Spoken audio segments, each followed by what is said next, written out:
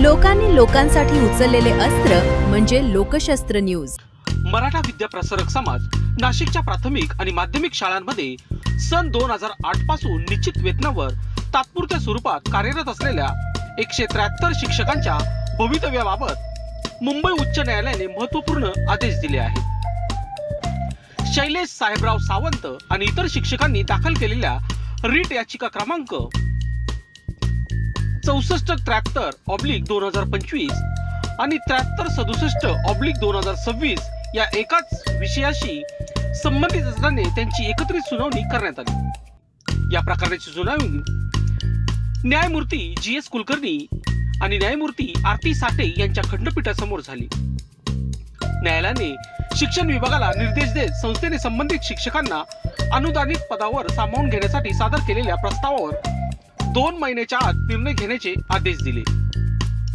यासोबतच अंतिम निर्णय होईपर्यंत या शिक्षकांची पदे पवित्र पोर्टलवर भरतीसाठी उपलब्ध करू नयेत, तसेच संस्थेवर त्यासाठी कोणताही दबाव टाकू नये असेही न्यायालयाने स्पष्ट केले आहे। प्रकरणानुसार मराठा विद्याप्रसारक समाजाने 2008 मध्ये विना अनुदानित पदांसाठी जाहिरात प्रसिद्ध करून नियमानुसार भरती प्रक्रिया राबवली होती। त्यानंतर संबंधित शिक्षकांना प्राथमिक आणि माध्यमिक सहशिक्षक म्हणून तात्पुरत्या स्वरूपात निश्चित वेतनावर नियुक्त करण्यात आले। पुढील काळात लोकांनी लोकांसाठी उचललेले अस्त्र म्हणजे लोकशस्त्र न्यूज। शिक्षकांमधून भरती साथ होती, तसेच या शिक्षकांचा भविष्य निर्वाह निधी कपात करण्यात येत होती। त्यांची सेवा पुस्तकं तयार करण्यात आली होती आणि ते कायमस्वरूपी शिक्षकांप्रमाणे नियमित आस्थापनेचे काम करत असल्याचा दावा याचिकेत करण्यात आला। मात्र सन 2017 मध्ये राज्य शासनाने अनुदानित रिक्त पदे पवित्र पोर्टलद्वारे भरण्याचा निर्णय घेतल्यानंतर या शिक्षकांना अनुदानित पदावर सामावून घेण्यात अडचणी निर्माण झाल्या। संस्थेचे सरचिटणीस ॲडव्होकेट नितीन बाबूराव ठाकरे आणि इतर पदाधिकाऱ्यांनी शासनाकडे अनेक वेळा पत्रव्यवहार करून या शिक्षकांचा सहानुभूतीपूर्वक विचार करावा आणि संस्थेला पवित्र पोर्टलच्या प्रक्रियेत सवलत द्यावी अशी मागणी केली होती। मात्र त्यावर निर्णय झाल्याने शिक्षकांनी उच्च मुंबई न्यायालयात धाव घेतली।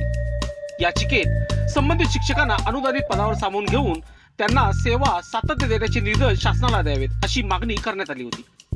या प्रकरणात शिक्षकांची सेवा, शैक्षणिक पात्रता, अनुभव आणि या संस्थेने शासनाकडे केलेला पत्रव्यवहार याचा विचार करून न्यायालयाने शिक्षण विभागाला 2 महिन्यात निर्णय घेण्याचे निर्देश दिले आहेत। या प्रकरणात याचिकाकर्त्यांच्या वतीने ॲडव्होकेट राहुल बी टेमक यांनी बाजू मांडली। आता शिक्षण विभाग 2 महिन्याच्या मुदतीत कोणता निर्णय घेतो याकडे मराठा विद्याप्रसारक समाजातील 173 शिक्षकांचा संपूर्ण शैक्षणिक क्षेत्राचे लक्ष लागले आहे। वृत्तसंकलन विभाग, नाशिक। लोकांनी लोकांसाठी उचललेले अस्त्र म्हणजे लोकशस्त्र न्यूज।